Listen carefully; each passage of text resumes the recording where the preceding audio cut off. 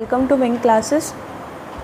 Last class में हमने permutation का इंट्रोडक्शन दिया था और केस 1 स्टडी किया था, देन क्वेश्चन सॉल्व किए थे। इस लेक्चर में आज हम केस 2 स्टडी करेंगे एंड देन क्वेश्चन सॉल्व करेंगे। सो स्टार्ट करते हैं।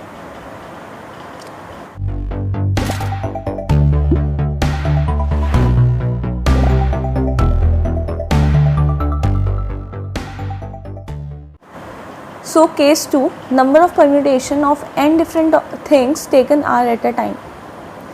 So अगर n things हैं, मतलब लेट से वो 10 है और हम 10 से कम ले रहे हैं, पूरे 10 नहीं ले रहे, 4 ले रहे हैं, 5 ले रहे हैं, 6 ले रहे हैं। सो ये है केस 2। पिछले केस में हमने देखा था अगर n ऑब्जेक्ट है तो n एट अ टाइम ले रहे हैं, मतलब बाकी 10 ऑब्जेक्ट हैं तो 10 सारे एक साथ ले रहे हैं। बट इसमें क्या है, ये कम हो गया, नंबर कम हो गए।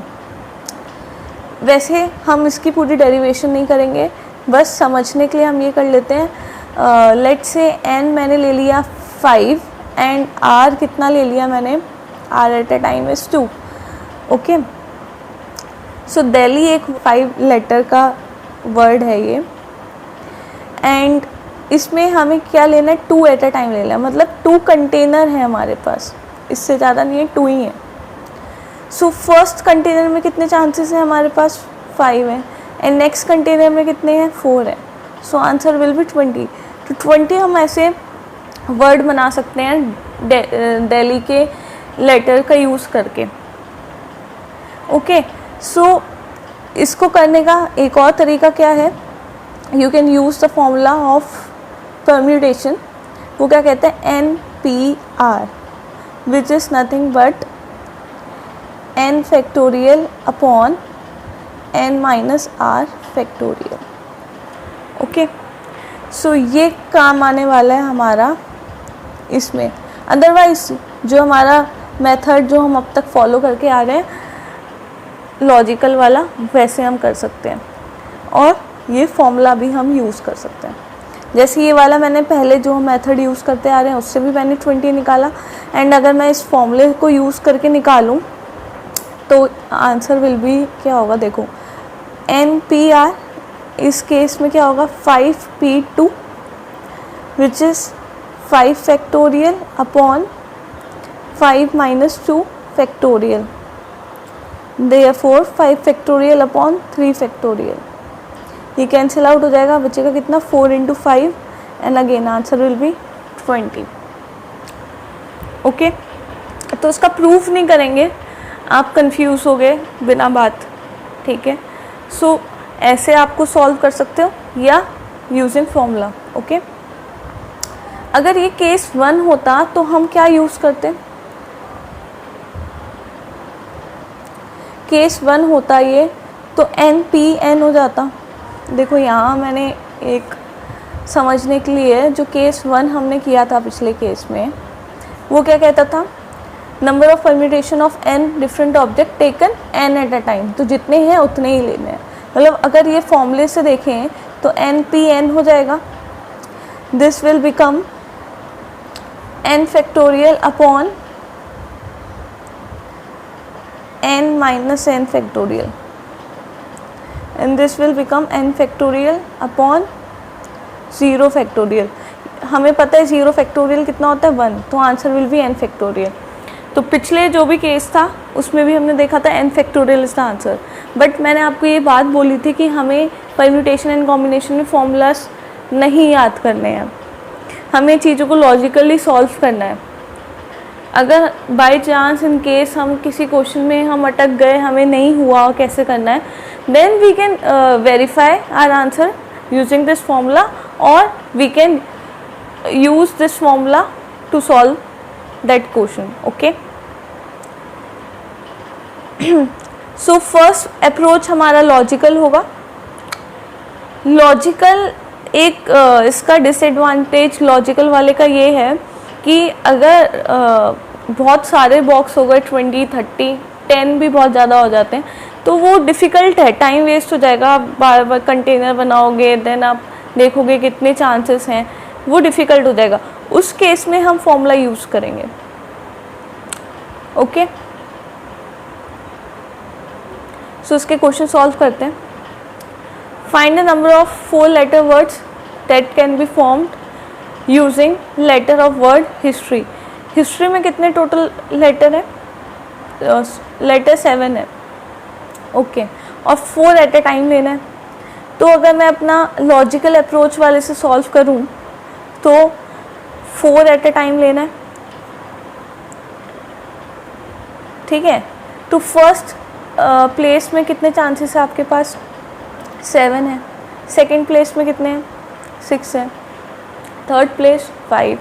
Last place 4. सो इनका अगर हम मल्टीप्लाई करेंगे तो हमारे पास आंसर कितना आएगा? 840. ओके 840 हमारा आंसर आएगा. चलो ये तो हमारा लॉजिकल वाला हो गया. अब देखते हैं हमारा आंसर वेरीफाई करते हैं कि सही है या गलत है. ओके और फॉर्मूला की भी इससे प्रैक्टिस हो जाएगी. तो NPR ये कितना होता है? n factorial upon n minus r factorial. In this case n कितना है? 7 है एंड r कितना है? 4 है. तो 7 factorial upon 7 minus 4 factorial, this will become 7 factorial upon 3 factorial. इसको अगर हम सॉल्व करेंगे तो हमारे पास कितना बचेगा? 7 इंटू 6 इंटू 5 इंटू 4 वही बचेगा. देखो जो लास्ट में हमने जो डायरेक्टली यहाँ से मल्टीप्लाई किया था, यहाँ पे सॉल्व करने के बाद वही टर्म आई है. तो आंसर यहाँ भी 840 आया.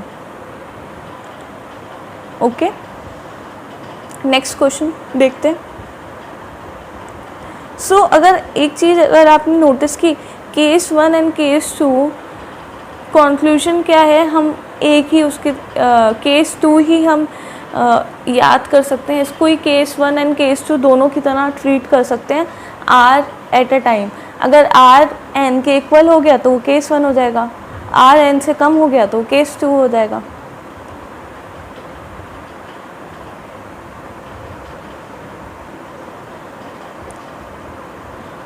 ये भी क्वेश्चन हमने लास्ट उसमें किया था, बट ये क्वेश्चन थोड़ा सा चेंज कर दिया, जैसे केस 2 की कैटेगरी में आ गया.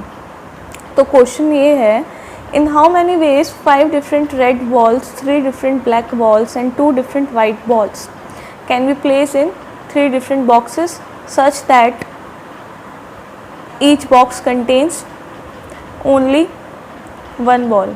अगेन रेड बॉल कितनी दे रखी है? 5, black ball 3 and white ball 2 and total कितना है? 10 बॉल्स. सो 10 बॉल्स हैं हमारे पास टोटल, और उनको हमें कैसे 3 बॉक्सेस में रखना है. तो क्या चांसेस हैं कि 3 बॉक्स में हम कैसे रखेंगे? सो फर्स्ट वाले केस में कितने चांसेस हैं हमारे पास? 10, next 9, next 8. Answer will be 720. Okay so ये जो इन्फॉर्मेशन थी, अगेन जैसे मैंने पिछले लेक्चर में कहा था, 5 different red balls, black balls and white balls, ये हमें बस कंफ्यूज करने के लिए दी गई हैं. है तो वो बॉल ही ना, तो इनका इसलिए मैंने सम किया एंड 10 बॉल्स मैंने लिखा. अच्छा अब नेक्स्ट मेथड हम इसमें सॉल्व करके देखते हैं, जो हमारा फॉर्मूला वाला मेथड है. So NPR equal to n factorial upon n minus r factorial. इस केस में देखा जाए n कितना है? 10 है एंड r कितना है? 3 है. सॉल्व करते हैं. This will become 10 factorial upon 10 minus 3 factorial. So this will become 10 factorial upon 7 factorial. इसको कैंसिल आउट करते हैं तो बचेगा कितना? 10 into 9 into 8. Answer will be 720. So logically भी वही आ रहा है आंसर एंड फॉर्मूले से भी वही आ रहा है. फॉर्मूला कब यूज़ करना है? यहाँ भी यूज़ कर सकते हो जहाँ कम है, n का नंबर कम है. अगर n का नंबर 10 मतलब 5 से ज़्यादा, 8 से ज़्यादा, 10 से ज़्यादा हुआ, देन हम फॉर्मूला का यूज़ कर सकते हैं. ठीक है. इन दैट केस फिर हमारा टाइम वेस्ट होगा बार बार कंटेनर बनाने में, काउंट करने में. देन फॉर्मूले का यूज़ कर सकते हैं. अदरवाइज लॉजिकल मेथड जो अब तक हम सॉल्व करते आ रहे हैं वैसे ही लॉजिकली सॉल्व करेंगे. Okay, so thank you and keep practicing.